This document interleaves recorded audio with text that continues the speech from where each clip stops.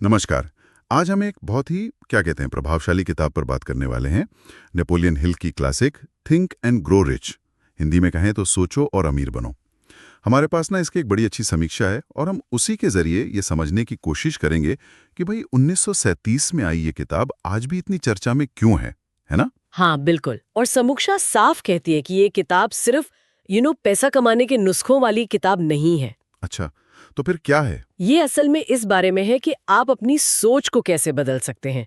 मतलब दिमागी बदलाव की बात ज्यादा है। दिलचस्प। तो चलिए इस समीक्षा के आईने में देखते हैं कि हिल के विचारों में ऐसा क्या खास था। तो शुरू करते हैं। इस किताब का जो केंद्रीय विचार है वो क्या है?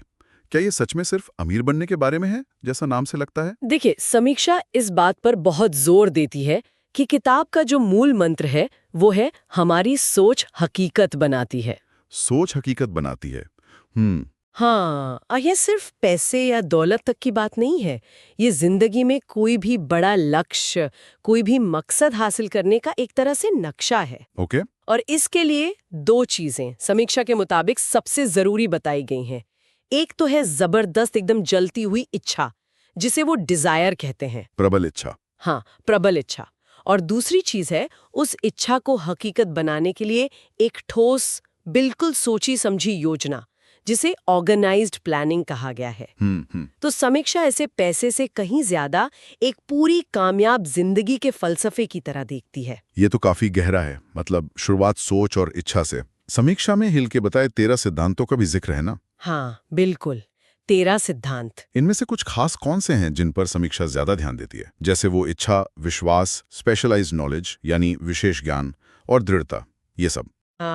हाँ, ये चारों तो बहुत ही अहम माने गए हैं समीक्षा में। इच्छा तो खैर शुरुआत है ही, लेकिन समीक्षा ये भी बताती है कि हिल के हिसाब से इस इच्छा को ताकत चाहिए विश्वास की। विश्वास की मतलब अटूट यकीन जी। कि हाँ ये लक्ष्य हासिल हो सकता है, चाहे बाहर से कितना भी नामुमकिन लगे। फिर आता है विशेष ज्ञान। हाँ, स्पेशलाइज्ड नॉलेज।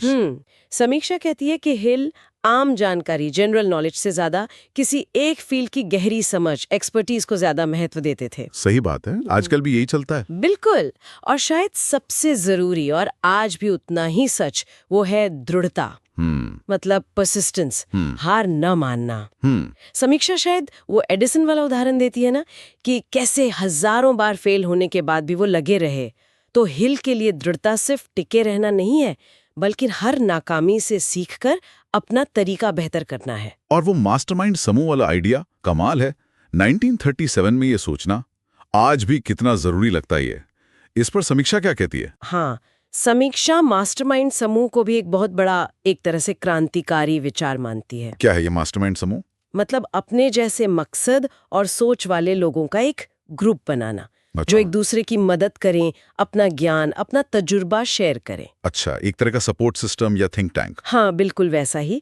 समीक्षा के मुताबिक हिल का मानना था कि ऐसे ग्रुप से जो ताकत और जो नए आइडियाज पैदा होते हैं वो अकेले इंसान के बस की बात नहीं है। मानना पड़ेगा, काफी दूर की सोच थी।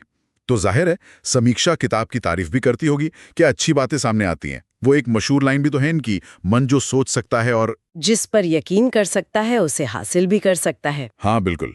समीक्षा मानती है कि इस किताब का ज्ञान जो है वो टाइमलेस है। मतलब वक्त के साथ पुराना नहीं पड़ा है। अच्छा, ये आज भी लोगों को प्रेरणा देती है और सिर्फ सोचने पर नहीं छोड़ती, बल्कि कुछ करने पर, एक्शन लेने पर मजबूर करती है। और वो जो कथन आपने कहा वो तो समीक्षा एक तरह से किताब का सार मानते हैं। लेकिन पूरी ईमानदारी से समीक्षा कुछ कमियों को भी नजरअंदाज नहीं करती है। अच्छा, कमियां भी हैं? जैसे कि क्या आलोचना है समीक्षा में? हाँ है। देखिए, सबसे बड़ी आलोचना जिसका समीक्षा जिक्र करती है वो ये है कि हिल ने जो कई दावे किए ना, खासकर सोच की शक्ति को लेकर, उनके पीछे कोई ठोस वैज्ञानिक सबूत नहीं दिया गया है।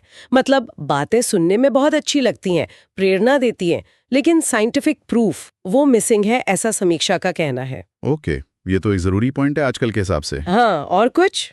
हाँ, कुछ पढ़ने वालों को ये किताब थोड़ी दोहराव वाली भी लग सकती है, रिपीटेटिव, क्योंकि कई बार एक ही बात को अलग अलग तरीके से अलग अलग चैप्टर में समझाया गया है।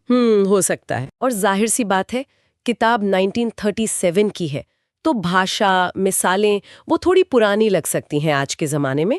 समीक्षा इस बात को भी मानती है। हाँ, ये तो वाजिब आलोचनाएं लगती हैं। मतलब साइंटिफिक बैकिंग की कमी, थोड़ा दोहराव और थोड़ी पुरानी भाषा।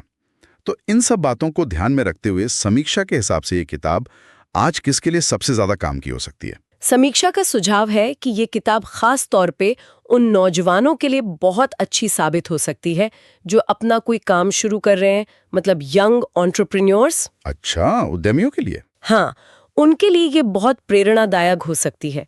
साथ ही जो लोग अपनी जिंदगी को बेहतर बनाना चाहते हैं, सेल्फ डेवलपमेंट में रुचि रखते हैं, या फिर जिन्हें अपने लक्ष्य तय करने और उन्हें पाने में थोड़ी मदद चाहिए, गोल सेटिंग वगैरह में, उनके लिए भी ये काफी मददगार हो सकती है। और लीडरशिप के लिए? हाँ, लीडरशिप स्किल्स बढ़ाने में दिलचस्पी रखने वालों को भी इससे काफी कुछ सीखने को मिल सकता है, ऐसा समीक्षा का मानना है। तो कुल मिलाकर देखें तो समीक्षा थिंक एंड ग्रो रिच को सोच की ताकत पर एक क्लासिक टेक्स्ट मानती है ना? बिल्कुल। इसे 10 में से 9 की बहुत ऊंची रेटिंग देती हैं और ये कहती है कि ये सिर्फ एक किताब नहीं है, बल्कि ये सोच बदलने का एक जरिया है, एक मानसिक परिवर्तन है। सही कहा। और ये हमें याद दिलाती है कि हमारी कामयाबी जो है वो बाहरी हालात से ज्यादा हमारे अंदर के विश्वास, हमारी सोच और हमारी लगन पर निर्भर करती है। बिल्कुल। और यहीं पर जो समीक्षा ने आलोचनाएं की है ना, उनसे एक बहुत अहम सवाल उठता है। क्या सवाल? सवाल ये कि अगर कई सिद्धांतों का वैज्ञानिक आधार नहीं है, जैसा कि समीक्षा कह रही है,